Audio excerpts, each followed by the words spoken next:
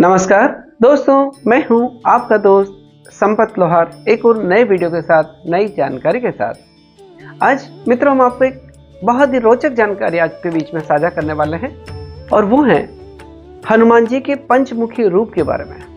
हनुमान जी ने पंचमुखी रूप क्यों धारण किया, कैसे वो पंचमुखी बने और इसके पीछे का प्रयोजन क्या था, इसके पीछे का रहस्य क्या है, वो सारी जानकारी हम आपके बीच में साझा करने वाले हैं और जो हमारी आस्था पर आधारित है, जो हमारी मान्यता पर आधारित है। दोस्तों, यह प्रसंग आता है राम रावण के युद्ध के समय का, कि जब राम और रावण का भयंकर युद्ध चल रहा था और उस समय रावण करीब करीब पराजय के करीब पहुंच गया था, उसकी हार लगभग निश्चित हो गई थी। तब उसने उस युद्ध में मदद के लिए अपने भाई अहिरावण को बुलाते हैं। जो अहिरावण जो माँ भवानी का भक्त था और मायावी था, वो मायावी था, काला जादू जानता था, और उस अहिरावण को उस समय मदद के लिए बुलाते हैं। अहिरावण आता है और अपनी मायावी शक्ति के कारण उस समय सारी वानर सेना को वो निद्रा में सुला देता है और उसी समय वो राम और लक्ष्मण का हरण करके पाताल लोक ले जाता है। इसलिए हनुमान संकट मोचन हनुमानाष्टक में आती भी है पंक्तियां कि बंधु समेत जबे अहिरावण ले रघुनाथ पाताल सिधारो, देवी ही पूजी बलि बलि विधिसो, बलि देव सबे मिली मंत्र विचारो, जाय सहाय भयो तबहि अहिरावण सैन्य समेत सहारो। यानी हनुमान जी फिर राम और लक्ष्मण की खोज करते करते पाताल पहुंचते हैं, क्योंकि जब उस अहिरावण ने अपनी मायावी शक्ति से सारी वानर सेना को सुला दिया था और कुछ समय बाद में जब वो निद्रा खुलती है, यह देखता है विभीषण, और विभीषण को यह पता पड़ता है कि यह सब अहिरावण के कारण है। और विभीषण जी फिर हनुमान जी को राम और लक्ष्मण की खोज के लिए पाताल लोक भेजते हैं। और जब पाताल लोक पहुंचते हैं हनुमान जी, उस समय देखते हैं कि पाताल लोक के मुख्य द्वार पर मकर ध्वज उस मुख्य द्वार की रक्षा कर रहा था। मकर ध्वज, जैसा हमने बताया कि ये हनुमान जी का ही पुत्र था, जिसका हनुमान जी के पसीने से जो पैदा हुआ था वो मकर ध्वज था, और वो भी पराक्रम में और बल में हनुमान जी के समान ही था। उसके पराक्रम को और बल को देखते हुए ही अहिरावण ने उसे पाताल लोक के मुख्य द्वार की रक्षा का दायित्व दिया था।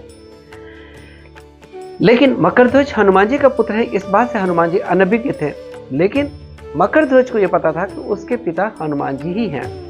लेकिन जब हनुमान जी अपना परिचय देते हैं, तभी वो मकर ध्वज, क्योंकि उस रक्षा का दायित्व निभा रहा था, इसलिए वो हनुमान जी से संघर्ष करता है। बड़े आसानी से हनुमान जी उसे वहां पर बंदी बना देते हैं और फिर अंदर पाताल लोक के अंदर प्रवेश करते हैं। अंदर जब देखते हैं कि अहिरावण का संहार अगर करना है, तो अहिरावण ने माँ भवानी का जो भक्त था, उसने 5 दिशाओं में 5 दीपक जला रखे थे, और जब तक उन 5 दीपकों को एक साथ नहीं बुझाया जाता, तब तक अहिरावण का वध नहीं हो सकता।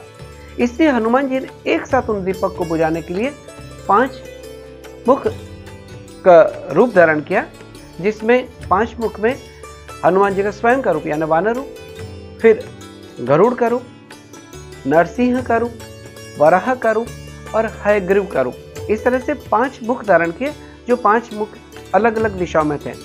पूर्व दिशा की ओर जो हनुमान जी का मुख था वो स्वयं हनुमान जी का मुख या वानर का मुख। पश्चिम दिशा की ओर हनुमान जी का जो मुख धारण किया वो था गरुड़ का मुख। उत्तर दिशा में जो हनुमान जी ने मुख धारण किया था वो था वराह का। दक्षिण दिशा में जो मुख धारण किया वो था नरसिंह का, और ऊपर आकाश की ओर वो हयग्रीव का रूप था।